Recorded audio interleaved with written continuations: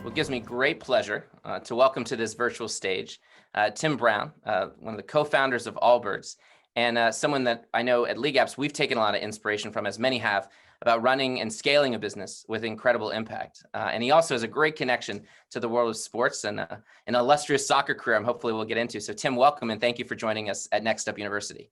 Jeremy, thanks for having me. It's great to be here. So Tim, you grew up playing soccer and played professionally in New Zealand. So I'm curious, what did you learn from playing soccer, playing sports, and being part of winning and maybe losing teams at the time that you've ultimately translated into how you've become a leader and ultimately lead Allbirds? Yeah, soccer's been a part of my life for a long time, since as long as I can remember, and it's been a source of friends. It's been a source of community for me. I think as I came to America on a soccer scholarship, it was a pathway to education as well, really importantly. And then, as I was very fortunate to have a 10-year professional career and then play in the World Cup, and then took all sorts of lessons from professional sport and applied that to entrepreneurship and leadership. And, there's too many to talk about in the time we've got, but I mean, to hit the highlights there, Jeremy, I mean, I think for me, the big one has really been this belief in the compounding effect of getting a little bit better every day. And as a sports person, I think you're coming in, you're training, you're preparing, and every single day that little dip adds up over time, and then you work it out. And I think as an entrepreneur, sometimes you get focused on some of the big obstacles, and you miss the short term steps that you need to take. I remember it reminds me of a conversation an early investor said to us when I said, we want to be the best. And he's like, that's the wrong goal. He goes, what happens when you get there? He goes, you just want to be the best at getting better every day. And if you do that, you have a relentless mentality for improvement. Maybe to build on that first question is, you talked about kind of the individual lessons you've learned from that, but you probably saw what made for a successful team when you were winning and when you were losing. How do you think about building a successful team and ultimately how you bring that mindset into your role at Allbirds? Yeah, sure. The trick about, just to wrap that one up, the trick about getting better every day is you find a way to really enjoy that, and you pair that with a big vision for what you're shooting for. And if you can act small and juxtapose or combine that with a larger term sort of vision of where you want to go, I think that can be very, very powerful.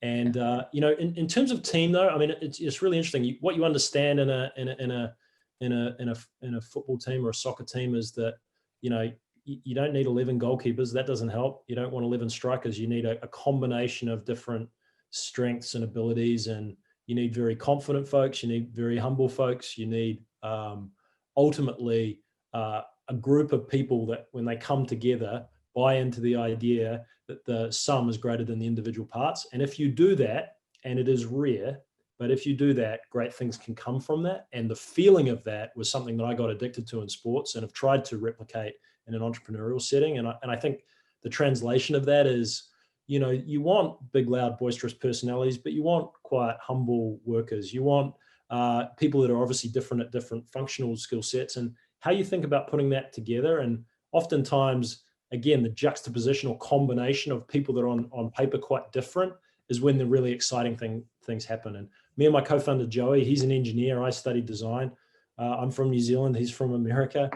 He's the loud, boisterous American one. I'm the quiet Kiwi. Right. But those two things kind of come together, and we've been able to build that because of those differences, not in spite of them. One thing you think about a successful team, and I can imagine that soccer team where you're working towards a common purpose. And what's interesting about Allbirds, it seems from the very beginning, your definition of success wasn't just about making money, right? There was some larger purpose that you had. Can you talk about why you centered this idea of purpose and impact and sustainability at the heart of the business model that you've created? Yeah, I think when I started playing soccer, my dream was, and I'm sure there's a lot of young kids out there of playing professionally, and I was very fortunate to be able to do that. And I got there, and I never took that for granted, but it was a job ultimately, like anything else. And the unlock for me in really driving that and doing that at a level to the maximum of my ability with all of my commitment was understanding that there was a larger purpose in play. And for me, that was playing for my country, playing for New Zealand. And so I enjoyed the professional stuff. I took great pride in it, but it was a gateway for me being able to represent my country. And when I did that, it took on a whole new level of meaning for me, for my family, And we were able to go to a World Cup in 2010 for the first time in 28 years. That was about a sporting result, but it was about a lot more than that, and a lot of things for the country. And it was powerful. And it unlocked something for me. So as we went into an entrepreneurial sort of context, I had an insight, an opportunity to start making shoes, although that wasn't my dream. I realized with the help of Joey, my co-founder, that there was an opportunity to connect that with sustainability and an environmental purpose of making things more thoughtfully. And it didn't get easier from that point, but we never looked back. And so I just think the power of purpose and driving you towards outcomes is really important part, I think, of doing something important and doing something really well. I think it's easy for people to think about Allbirds today and say, well, you're a successful organization, you're growing rapidly, so of course you have resources and capabilities to make an impact. But ultimately, it seems like that you had that vision of impact from the very beginning. So I'm curious, how does committing to a larger purpose or impact actually allow you to have more business success, not just something that business success allows you to then focus on? Yeah, I mean, I think it goes back to what I sort of said earlier. It's the small incremental steps. Whatever business you're going to make, it's going to be making a product or service, and you want to get that right, and that's really hard. And you want to think in terms of margin and making that supply chain and just delivering that. But you also want to say, okay, why does the world need this?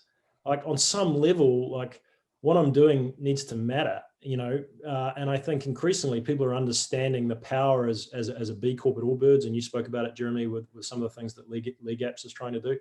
B Corp, this idea of business as a force for good, that there is an opportunity through business and commerce to drive social transformation. There's the shift from shareholder capitalism to more of a broader view of stakeholders and what business can impact. And I mean, who wouldn't want to be a part of that?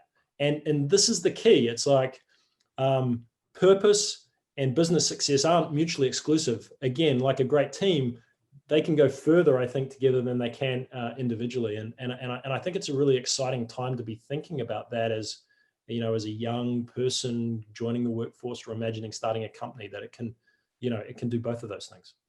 It's so inspiring. And when you think about differentiation, I'll confess, I'm a huge Allbirds aficionado. My wife accuses me of trying to sleep in my new Wool Runners. Their shoes are great.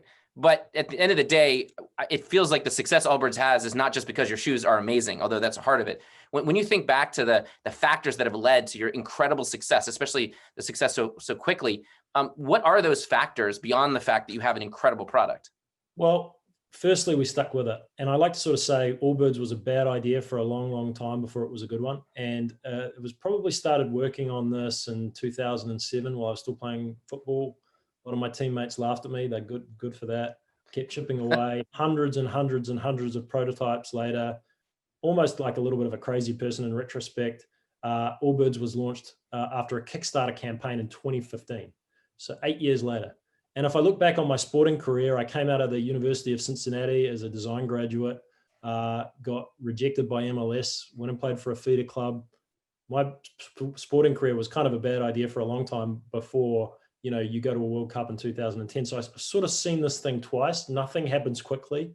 Nothing happens easily that's worthwhile, usually. You read about it in the newspapers and it all gets wrapped up in a tight story. And if there's one thing you hear from me, it's like building a business doesn't happen like that. It's very, very hard. And so you need to commit to getting a little bit better, and you need to have a dream. And so I think we've had some great success in the last 4 years, but I look back on the 6 or 7 years that preceded that as without it, that doesn't happen. And I think that humility is really important today as we start to sort of grow and some of the successes found us. You said something earlier about a mindset that about a focus of stakeholders, not shareholders, and how more and more businesses, I think, are understanding and embracing that role. It's also seemed that we've seen an evolution of business models connected to impact. That the initial models that you heard a lot about, shoes industry included, was buy a pair, give a pair, right? Could be socks, could be glasses. It feels that Allbirds is taking something that goes beyond that, right? That it's not just about an offset, but it's something that's much more embedded in what you do. Can you explain a little bit about that approach and ultimately how you think businesses are innovating the way they're incorporating impact into their operations, what they do every day? Yeah, I mean, I think from our point of view, previously when you look at business before, it was like, okay, well, let's make our product, let's make a profit, and then let's take a portion of that and call it corporate social responsibility and try and sort of retroactively do the right Yeah. thing. And that's good. I mean, I'm not saying that's wrong, and I think it's fundamentally born an expanded evolution, definition or possibility of what business could do. Because I think if you bake it into the front of the business model, then I think you can start to have even greater impact. And in our particular case, it's all about materials innovation, R&D, the imagining of products that have as little to no environmental impact is ultimately the goal. And that takes a lot of time. I mean, Black Friday's coming up, and we've made a commitment to raising our prices because we want to make the point that doing that is very hard, but it's what's needed. And ultimately, as a business, that when you sign up to buy one of our products, that's what you're signing up to be a part of, and that's a journey that we're committed to as a business, and hopefully, others will jump on that bandwagon. So, I think it's different for everyone, but I think if you can align the idea of profit and purpose from the beginning, then I think more powerful things will come from that. And I think going back to your point earlier, it means that every single person in the company then is part of delivering on that purpose and promise, as opposed to a small group of people in a specific area that just get the pleasure of giving it away after the fact. Yeah, and we can do a bunch of things to support that. So our directors and senior level employees get bonused on the success of the business, but also on the reduction of our carbon footprint over time. So we're able to kind of bring both of these things together. And we don't have all the answers at the moment. We're only 4.5, nearly 5 years into it, but I think we've had the advantage of building this whole thing with an environmental purpose from the ground up. And it's quite exciting, I think, as a competitive advantage, what that is for us as a business. An investor recently told me and used the analogy that she thought data is the new oil, which is appropriate as we think about environment and sustainability. And you think about lots of examples of how organizations are using data and ways of automation to impact business decisions, or in the context of sports, performance. But what I was struck by, and I got lost within your site and just was amazed about how Allbirds is using data as a central part of your sustainability strategy, like measuring your carbon footprint. So I'm curious to talk about your approach and how organizations can use data to not only scale their business, but also their impact. Well, I think your reference to data and oil suggests that data is bad. And I would sort of say, what I take from that is, yes, sometimes I think you can get lost in that. But for us, I think we think about it in a couple of different ways. The big data, we're looking at macro trends, the performance of our business as a vertical retailer. We get great visibility across all our touch points, and we're able to optimize for that. We've got a whole team working on it. And then we do a lot of intimate consumer-centric research with an N of 10 or an N of 1. We were literally going into our customers' bedrooms and observing the way they live, trying to understand where we might have permission to solve problems for them. So I think sometimes we get caught up in a lot of the big meta-analysis, and we miss the ability to just look and see and to use insights on a much sort of smaller scale and combine those two things. And I think you have, the ability to leverage powerful insights. Sometimes you can get lost in the big picture. You lose the ability to sort of say, hey, actually there's some problems in the underwear space. And actually our customers, really are looking to some legacy brands, and there's an opportunity maybe for Allbirds with our material knowledge to make a product there that we think could be different, something that the world needs, and that's what we've gone and done. And sometimes the big picture data doesn't always tell you that, so you need to combine sort of both of those points of view. We tend to think about businesses as often zero sum when we think about our competitors, but I was struck by reading about the approach that you're taking, especially on the carbon footprint, about trying to bring or influence the entire industry along with you. I read a quote from your sustainability lead that was talking about that by publishing your own carbon footprint, it's literally possible that another brand could come along and actually have a lower footprint than yours and try to position that as an advantage, but that you didn't view that as a bad thing, that ultimately by trying to influence the industry, that would be an outcome that you're okay with, even if it alters the competitive dynamic. So speak a little bit about the industry mindset versus an individual company mindset. Well, make no mistake, Jeremy, whether we believe it or not, we are in a race at the moment, an urgent race that is representative of the problem of our generation, and to find net zero ways of making the products and services that we love, and use every day. Effectively, we have to solve this. And there is a global carbon footprint, which is made up of a whole bunch of individual footprints for industries and for individuals. They ladder up to a number that we must reduce. And so, that's a little bit the footwear industry and the fashion industry, maybe 10%. It's a lot about transport, a lot of other things, but it's a problem we've got to unite on. It necessitates new business models, new ways of working, new ways of sharing information, competition. It's a huge innovation opportunity. For us, we've been able to take our Allbirds footprint and break it down to the carbon footprint of the products that we sell. And we've labeled each product with the number of the kilograms of carbon that are emitted in their production, in the same way that calories are printed on food. And we sort of think that a lot of other businesses, Unilever, Logitech, there's a couple of examples are starting to do it. It'll become a new standard in the same way that calories drive you towards a healthier diet. There are guideposts for that. As we learn to live more sustainably, this metric and this measurement of carbon will be very important. So, again, all of a sudden we're putting a number there and we think it's pretty good. We think we're doing better than most. But invitation to come and disclose your number and beat us. And that's healthy competition. That's how we're going to solve this.